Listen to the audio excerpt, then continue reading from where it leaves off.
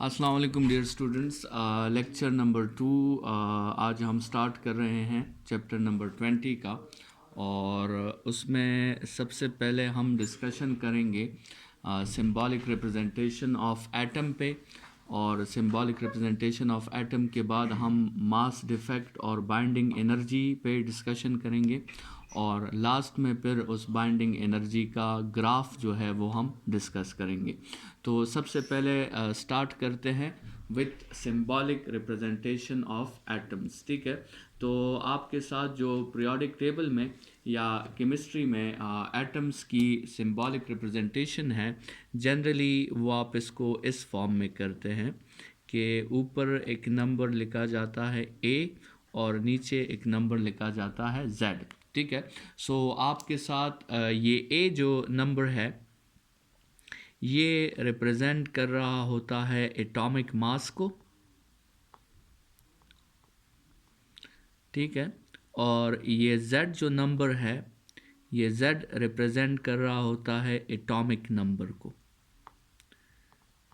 ठीक है, ये ऑलरेडी आप केमिस्ट्री में पढ़ चुके हैं, हम सिर्फ इसे यहाँ एक रिवीजन दे रहे हैं।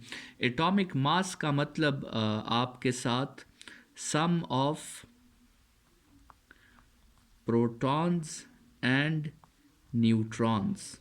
ठीक है, और एटॉमिक नंबर का मतलब प्रोटॉन्स, नंबर ऑफ प्रोटॉन्स। ठीक है, एटॉमिक नंबर में हम सिर्फ प्रोटॉन्स की तादाद को डिस्कस करते हैं, और एटॉमिक मास में हम प्रोटॉन्स और न्यूट्रॉन्स दोनों की तादाद को डिस्कस करते हैं।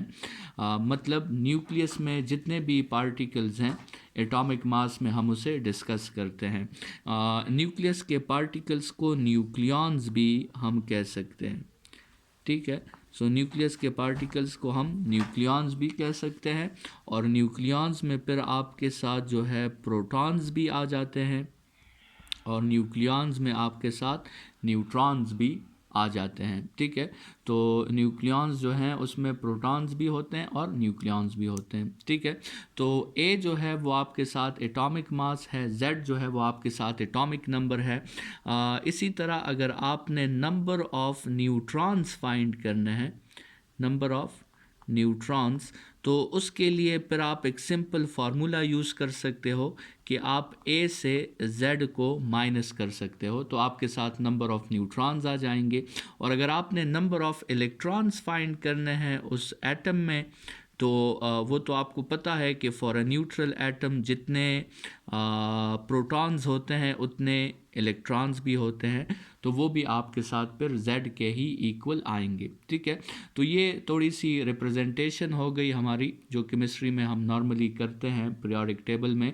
जितने भी एलिमेंट्स को या एटम्स को आप रिप्रेजेंट करते हैं तो जनरली इस फॉर्म में आप इसे रिप्रेजेंट करते हैं, और उसके अपर नंबर को हम एटॉमिक मास कहते हैं, जिसमें हम प्रोटॉन्स और न्यूट्रॉन्स दोनों की तादाद को डिस्कस करते हैं, और जो लोअर नंबर होता है उसे एटॉमिक नंबर कहा जाता है। ठीक है, जिसमें हम सिर्फ प्रोटॉन्स की तादाद को डिस्कस करते हैं।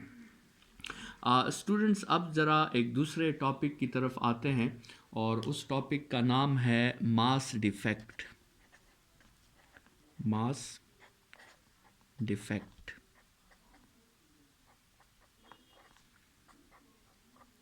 ठीक है, इस टॉपिक को समझने के लिए जो है हम थोड़ा सा किसी एलिमेंट के न्यूक्लियस के स्ट्रक्चर को और उसके मास को समझने की कोशिश करते हैं, और ये देखते हैं कि वो न्यूक्लियस जो है किन किन जो है कंपोनेंट से मिलके बना है। तो कंसिडर करें कि आपके साथ फॉर एग्ज़ाम्पल दो प्रोटॉन्स हैं और दो आपके साथ न्यूट्रॉन्स हैं। ठीक है, ये एक प्रोटॉन है, ये एक प्रोटॉन है, ये एक न्यूट्रॉन है, ये एक न्यूट्रॉन है। ठीक है, दो प्रोटॉन्स हैं और दो न्यूट्रॉन्स हैं, और वो इंडिविजुअली इंडिपेंडेंटली एग्जिस्ट कर रहे हैं। ठीक है, सो अगर आपसे कहा जाए कि आप इन चार पार्टिकल्स का कंबाइंड मास फाइंड करें, तो इनका जो कंबाइंड मास होगा जो इनका कंबाइंड मास होगा वो अगर कल का लेक्चर आपको याद हो उसमें हमने इन पार्टिकल्स के मासेस पे जो है बात की थी। हमने प्रोटॉन का मास भी जो है डिस्कस किया था और हमने न्यूट्रॉन का मास भी डिस्कस किया था। और हमने कहा था कि प्रोटॉन का मास और न्यूट्रॉन का मास जो है वो तकरीबन आप देख सकते हैं कि तकरीबन वो आपके साथ 3 डेसिमल प्लेसेस तक तो वो मास सेम है, सिर्फ 3 सिग्निफिकेंट फिगर्स तक वो मास सेम है, लेकिन 4th सिग्निफिकेंट फिगर में उसमें डिफरेंस आ जाता है। फ़िलहाल हम सिंप्लिसिटी के लिए कंसिडर कर लेते हैं कि प्रोटॉन और न्यूट्रॉन का मास जो है वो सेम है, ठीक है। तो इसका मतलब ये होगा कि अगर हम इन 4 पार्टिकल्स का मास फाइंड करना चाहते हैं तो हम एक पार्टिकल का मास ले लेंगे और उस एक पार्टिकल के मास को हम 4 के साथ मल्टीप्लाई कर लेंगे। मतलब हम प्रोटॉन का मास हमने ले लिया और उसको हमने 4 के साथ मल्टीप्लाई कर लिया फॉर सिंप्लिसिटी, और इन चारों पार्टिकल्स का कंबाइंड मास हमारे साथ आ गया। ये 4 पार्टिकल्स जो हैं स्टूडेंट्स, ये फ़िलहाल कैसे एग्जिस्ट कर रहे हैं? ये फ़िलहाल इंडिपेंडेंटली एग्जिस्ट कर रहे हैं और इनका एक दूसरे के साथ फ़िलहाल कोई ताल्लुक़ जो है वो नहीं है, ठीक है। अच्छा, अब कंसिडर करें कि ये चारों पार्टिकल्स जो हैं वो आपके साथ एक न्यूक्लियस में आके ये चारों पार्टिकल्स मिल गए, ठीक है। एक न्यूक्लियस में आके जिसमें आपके साथ ये 2 प्रोटॉन्स भी आके मिल गए और 2 न्यूट्रॉन्स भी आ गए, ठीक है। ये वो एक प्रोटॉन है, ये दूसरा प्रोटॉन है, ये एक न्यूट्रॉन है, ये दूसरा न्यूट्रॉन है, ठीक है। तो अब उनमें क्या बात है कि वो एक न्यूक्लियस में आके कंबाइन हो गए हैं, ठीक है। स्टूडेंट्स, क्या इस न्यूक्लियस का जो मास है, न्यूक्लियस का जो आपके साथ मास है, क्या ये भी 4 टाइम्स मास ऑफ प्रोटॉन के इक्वल नहीं आना चाहिए? क्योंकि वही 4 पार्टिकल्स हैं जो इंडिविजुअली जो उनका मास था, तो न्यूक्लियस में भी उनका मास उतना ही आना चाहिए था। लेकिन जब हमने इस न्यूक्लियस का मास फाइंड किया तो स्टूडेंट्स वो 4 टाइम्स मास ऑफ प्रोटॉन से कम आया, ठीक है। मतलब इसका ये हुआ कि जब हम इन प्रोटॉन्स का या न्यूट्रॉन्स का इंडिविजुअली मास फाइंड कर रहे थे तो वो मास जो है 4 टाइम्स प्रोटॉन के इक्वल आ रहा था, और जब हम उसको कंबाइनली फाइंड कर रहे थे एक न्यूक्लियस में, जब हम उसे फाइंड कर रहे थे तो फिर उसका मास 4 टाइम्स प्रोटॉन से कम आया। ये जो डिफरेंस मास में आया है, इसको साइंटिस्ट ने उस वक्त नाम दिया मास डिफेक्ट का।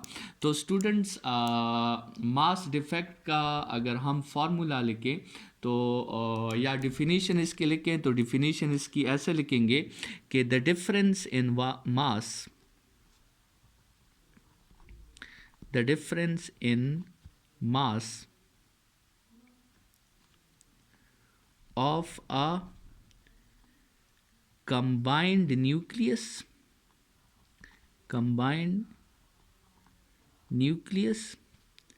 and the components from which the nucleus is made.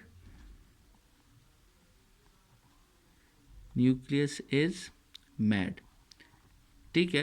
मतलब फॉर एग्जाम्पल, अगर आपके साथ एक न्यूक्लियस है फॉर एग्जाम्पल, और उस न्यूक्लियस में 2 प्रोटॉन्स हैं और 3 उसमें न्यूट्रॉन्स हैं। फॉर एग्जाम्पल, ये एक न्यूक्लियस है, इसमें ये 2 प्रोटॉन्स हैं और 3 उनमें क्या है, 3 उनमें न्यूट्रॉन्स हैं। तो आपने मास डिफेक्ट को कैसे फाइंड करना है? मास डिफेक्ट को लेट्स सपोज अगर हम डेल्टा एम कह दें, तो उस मास डिफेक्ट को फाइंड करने के लिए आपने करना क्या है? सबसे पहले आपने उन 2 प्रोटॉन्स और 3 न्यूट्रॉन्स का, 2 प्रोटॉन्स और 3 न्यूट्रॉन्स का इंडिविजुअल मास फाइंड कर लेना है, ठीक है। तो वो आपके साथ आप लिख सकते हैं कि 2 times mass of proton plus 3 times mass of neutron, और फिर उससे आपने ये न्यूक्लियस का मास जो है वो क्या कर देना है, वो फिर आपने कंबाइंड न्यूक्लियस का मास फाइंड करना है, और इन मासेस को फिर आपने जो है वो सब्ट्रैक्ट कर लेना है। तो ये आपके साथ मास डिफेक्ट आ जाएगा। तो स्टूडेंट्स, इसका मतलब ये हुआ कि जब भी ये इंडिविजुअल कंपोनेंट्स जो हैं ये न्यूक्लियस में आके मिलते हैं और कंबाइन हो जाते हैं किसी न्यूक्लियस में, तो इस हर इंडिविजुअल कंपोनेंट का मास वो नहीं रहता, उस इंडिविजुअल कंपोनेंट का मास जो है वो कम हो जाता है, और इस मास के डिफरेंस को, इस मास के कम होने को साइंटिस्ट ने उस वक्त नाम क्या दिया, उस वक्त नाम दिया मास डिफेक्ट का। ठीक है, तो इस मास डिफेक्ट पे आपके क्वेश्चंस पॉसिबल है, इसको फाइंड करना बहुत आसान है। आपको एक न्यूक्लियस गिवन होगा और उसके अंदर आपको प्रोटॉन्स और न्यूट्रॉन्स की तादाद भी गिवन होगी, तो आपने उन प्रोटॉन्स और न्यूट्रॉन्स का पहले इंडिविजुअल मास फाइंड करना है, उन सबको प्लस करना है, और फिर न्यूक्लियस के मास को उससे माइनस करना है। तो आपके साथ जो रिजल्ट आएगा उसको आप कहोगे कि ये आपके साथ मास डिफेक्ट है।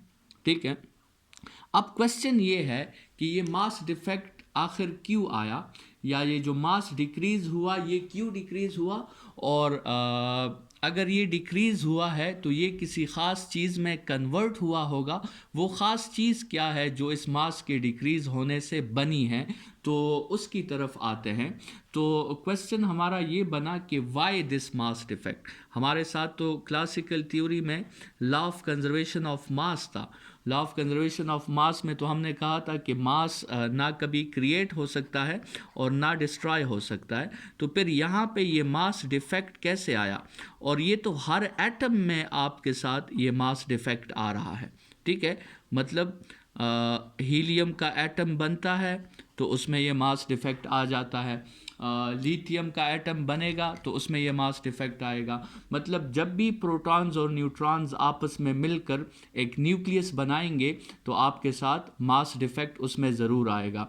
तो ये तो क्लासिकल थ्योरी की जो लॉ ऑफ कंजर्वेशन ऑफ मास थी, ये तो उसकी वायलेशन है, और एक दफ़ा वायलेशन नहीं है, ये तो बहुत सारे केसेस हैं जिसमें हमारे साथ डिफरेंट एलिमेंट्स हैं, उनके एटम्स में, हर एक एटम में न्यूक्लियस है और हर न्यूक्लियस में ये मास डिफेक्ट आ रहा है। तो हमने इस पे सोचना होगा कि ये मास डिफेक्ट क्यों आ रहा है, और ये जो मास में फ़र्क है ये आखिर में किस में कन्वर्ट हो जाता है। तो स्टूडेंट्स, उसको डिस्कस करने के लिए जो है इसी न्यूक्लियस को कंसिडर करें, और एक इजी सा क्वेश्चन है कि इस न्यूक्लियस में आपके साथ जो प्रोटॉन्स हैं, ठीक है, जो प्रोटॉन्स हैं, लेट्स सपोज इस न्यूक्लियस में आपके साथ 2 या 3 प्रोटॉन्स हैं। ठीक है, एक ये प्रोटॉन, ये प्रोटॉन, ये प्रोटॉन, न्यूट्रॉन्स भी हैं। ठीक है, अच्छा, अब प्रोटॉन्स तो आपको पता है कि प्रोटॉन्स की आपस में रिपल्सिव फोर्स होती है, कूलम्बिक फोर्स होती है, जो जिसका फार्मूला हमने पढ़ा था, F=K Q1 Q2/R²। ठीक है, और हमने कहा था कि 2 पॉजिटिव चार्जेस के दरमियान रिपल्सिव फोर्स होती है। तो ज़रा आप इस बात पे सोचें कि ये 2 प्रोटॉन्स यहाँ पे इकट्ठे कैसे हैं, इनके दरमियान तो ये रिपल्सिव फोर्स है। और स्टूडेंट्स, न्यूक्लियस में तो प्रोटॉन्स एक दूसरे के बहुत करीब होते हैं, मतलब उनका जो सेपरेशन होगा, जो आर होगा, वो तो इंतहाई स्मॉल होगा। तो इसका मतलब उनके दरमियान जो रिपल्सिव फोर्स होगी वो तो फिर बहुत आपके साथ लार्ज फोर्स होगी। तो फिर क्वेश्चन ये बनता है कि न्यूक्लियस में ये प्रोटॉन्स जो हैं वो कैसे इकट्ठे रह सकते हैं। इन्होंने तो एक दूसरे को रिपेल करना है, तो असल में एक एनर्जी है जो इन प्रोटॉन्स को आपस में इकट्ठा रखती है, और वो एनर्जी जो है कहलाती है बाइंडिंग एनर्जी। बाइंडिंग एनर्जी, ये वो एनर्जी है न्यूक्लियस के अंदर जो इन पॉजिटिव चार्जेस को जकड़े रखती है, और ये उन पॉजिटिव चार्जेस को एक दूसरे से रिपेल होने नहीं देती। ये वो एनर्जी है जो इस कूलम्बिक फ़ोर्स का मदावा करती है और कूलम्बिक फ़ोर्स को अपने मकसद में कामयाब होने नहीं देती। ठीक है, तो ये एनर्जी, अब क्वेश्चन ये है कि ये एनर्जी कहाँ से आई, किसी न्यूक्लियस में ये एनर्जी कहाँ से आई। तो स्टूडेंट्स अब जो है आप मास डिफेक्ट के एक्चुअल रीज़न को समझें। देखिए हमारे साथ जो है ये आपके साथ 3 प्रोटॉन्स हैं फ़र्ज़ करें और 2 न्यूट्रॉन्स हैं, ठीक है। इन 5 पार्टिकल्स ने जो कि इंडिपेंडेंट थे और इंडिविजुअल थे और इनका आपस में कोई ताल्लुक नहीं था, इन 5 पार्टिकल्स ने डिसाइड किया कि हमें एक न्यूक्लियस में मिलना चाहिए, ठीक है। तो इन्होंने डिसाइड किया कि क्यों ना हम एक न्यूक्लियस में पांचों के पांचों रहना शुरू कर दें, ठीक है। लेकिन जब इन्होंने ये डिसाइड किया, इन प्रोटॉन्स ने और 2 न्यूट्रॉन्स ने, कि हमें आपस में इकट्ठे मिलना चाहिए, तो ये फोर्स जो है ये वजूद में आया और इस फोर्स ने कहा कि आप तो ऐसा नहीं कर सकते, मैं 2 प्रोटॉन्स को आपस में इकट्ठा रहने जो है वो नहीं दूंगा। तो इन पांचों पार्टिकल्स ने क्या किया, इन पांचों पार्टिकल्स ने एक एग्रीमेंट कर ली और वो एग्रीमेंट ये थी कि इन पांचों पार्टिकल्स ने कहा कि हम अपने मास का कुछ कुछ हिस्सा, अपने मास का हम कुछ कुछ हिस्सा क्या कर लेंगे, अपने मास का कुछ कुछ हिस्सा हम डोनेट कर देंगे, किसे, एनर्जी को, ठीक है। हम अपने मास के एक पोर्शन को एनर्जी में कन्वर्ट कर देंगे और कितनी एनर्जी प्रोड्यूस होगी, वो according to the famous formula of Einstein is equal to mc² की जितनी एनर्जी प्रोड्यूस होगी, जिसमें ये m आपके साथ वही मास डिफेक्ट है। ये मास डिफेक्ट, ये मास डिक्रीज़ इसलिए हुआ है क्योंकि मास का वो हिस्सा जो है जो डिक्रीज़ हुआ था वो असल में एनर्जी में कन्वर्ट हो गया है और इसी एनर्जी को जो प्रोड्यूस हुई है, इसी एनर्जी को फिर हम कहते हैं बाइंडिंग एनर्जी और इस एनर्जी का फिर काम है उसी न्यूक्लियस को और उसी न्यूक्लियस के कंपोनेंट्स को आपस में इकट्ठे रखना और इलेक्ट्रोमैग्नेटिक फोर्स को ये मौका ना देना कि वो उस न्यूक्लियस के कंपोनेंट्स को वापस जो है वो सेपरेट कर लें। तो ये मास डिफेक्ट इसलिए आता है क्योंकि मास ने कन्वर्ट होना होता है एनर्जी में और उस एनर्जी का काम फिर ये होता है कि आपके साथ एलिमेंट्स को आपस में कंबाइन रखें, उन न्यूक्लियॉन्स को आपस में कंबाइन रखें। तो बाइंडिंग एनर्जी जो है उसे डिफाइन कर लेते हैं कि बाइंडिंग एनर्जी आपके साथ क्या चीज़ है।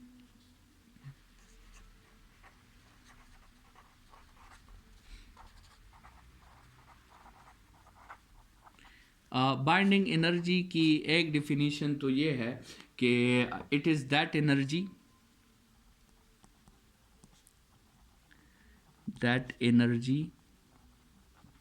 which is produced when the mass defect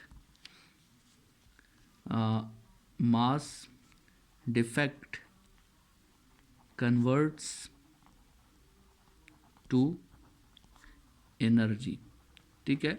ये वो एनर्जी है जो प्रोड्यूस होती है किसकी वजह से, मास डिफेक्ट की वजह से। किस फार्मूला से, E is equal to mc² के फार्मूला से। इस एनर्जी का एम क्या है, इस एनर्जी का मकसद क्या है, तो इस एनर्जी का एम है टू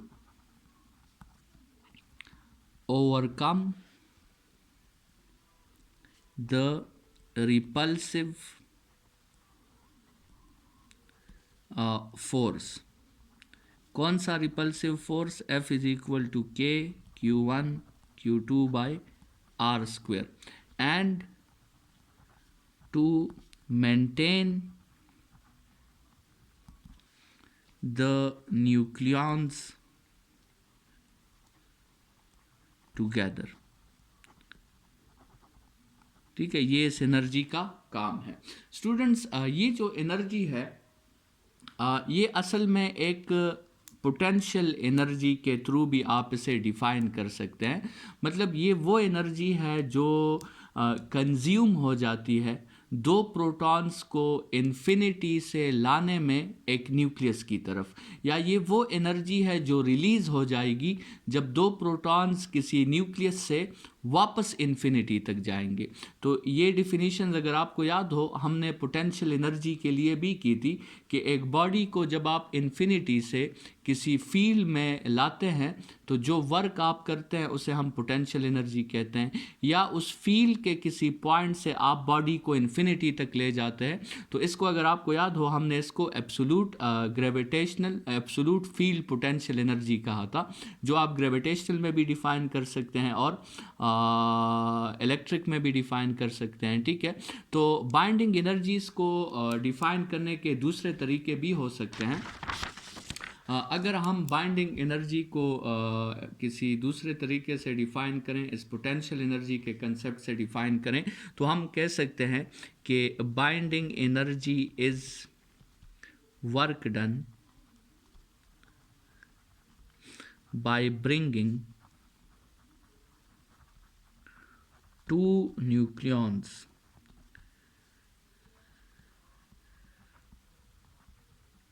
from infinity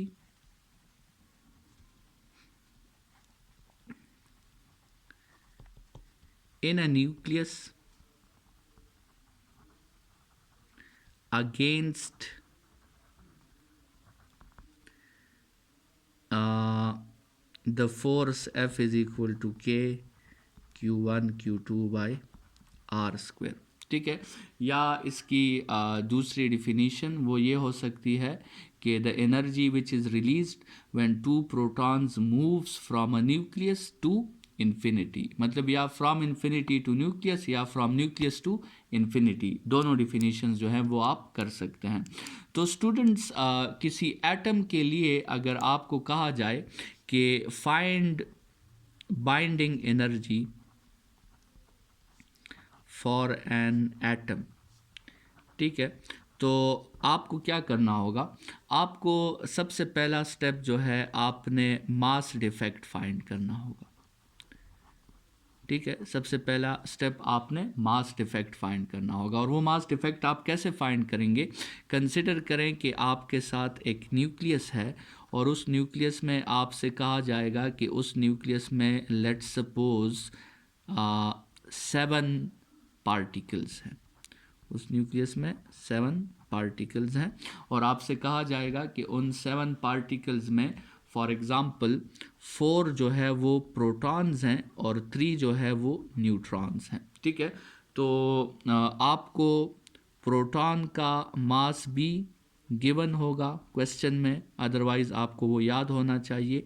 आपको न्यूट्रॉन का मास भी गिवन होगा क्वेश्चन में, या वो भी अदरवाइज़ आपको याद होना चाहिए, और आपको इस न्यूक्लियस का मास भी गिवन होगा। ठीक है, आपने करना क्या होगा मास डिफेक्ट फाइंड करने के लिए, सबसे पहले आपने मास डिफेक्ट अगर फाइंड करना है तो सबसे पहले 4 times mass of proton plus 3 times mass of neutron minus mass of nucleus, mass of nucleus. ठीक है, यहाँ से आपके साथ मास डिफेक्ट आ जाएगा। जब मास डिफेक्ट आ गया तो सेकंड स्टेप में आपने उसी मास डिफेक्ट को आइंस्टाइन के फॉर्मूला में यूज़ करना है, और आपने जो है एनर्जी फाइंड करनी है, और ये जो एनर्जी आपके साथ फाइंड हुई है इस एनर्जी को आप क्या कहोगे, इस एनर्जी को आप बाइंडिंग एनर्जी कहोगे। ठीक है, सो ये बाइंडिंग एनर्जी को फाइंड करने का तरीका है किसी भी न्यूक्लियस के लिए।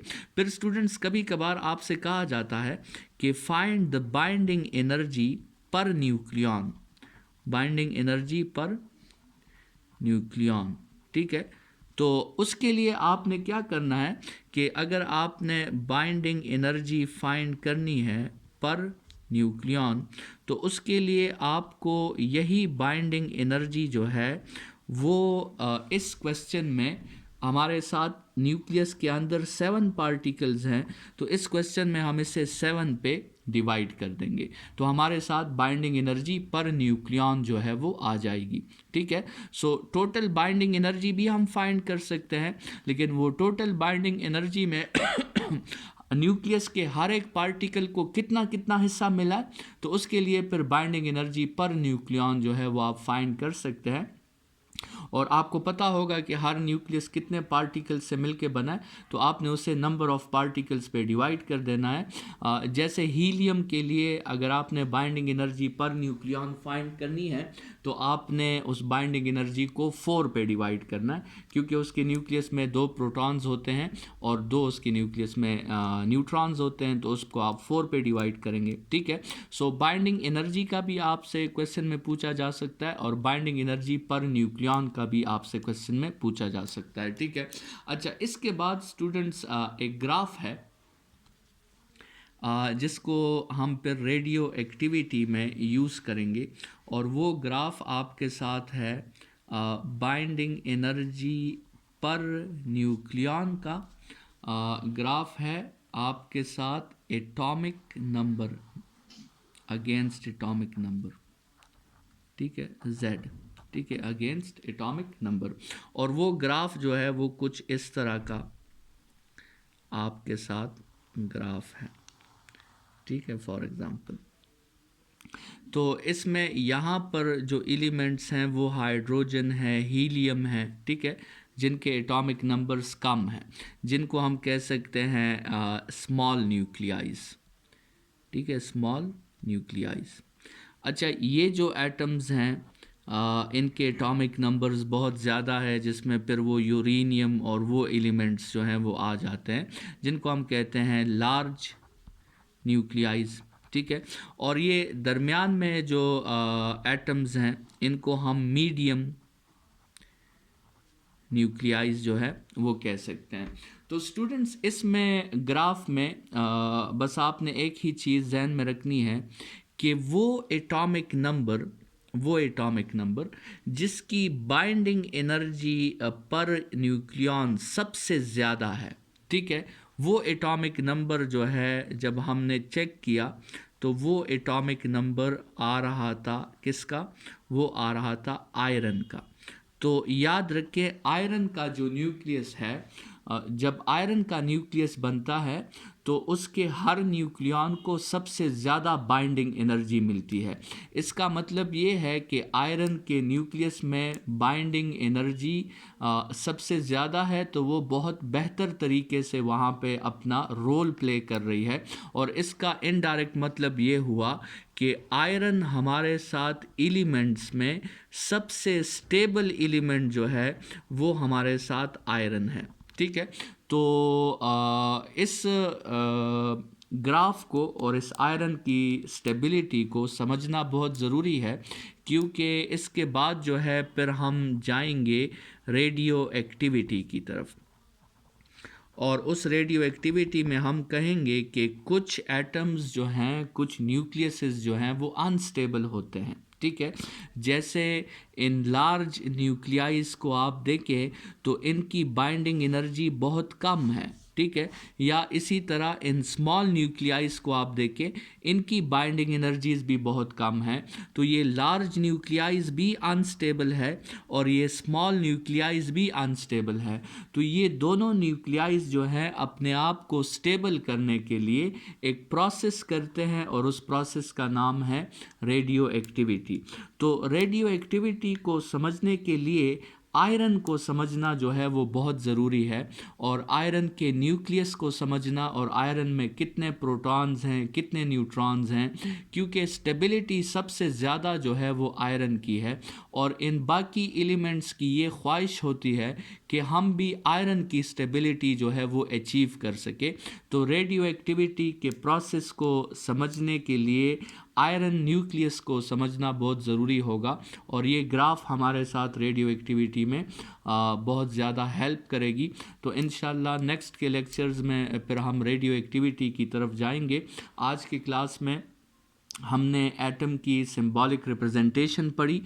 एटम की सिंबॉलिक रिप्रेजेंटेशन के साथ हमने मास डिफेक्ट पे बात की, और हमने कहा कि मास डिफेक्ट असल में इसलिए आता है क्योंकि आपको न्यूक्लियस में कंबाइन रहने के लिए एनर्जी की ज़रूरत पड़ती है, और वो एनर्जी मास ही क्रिएट करता है।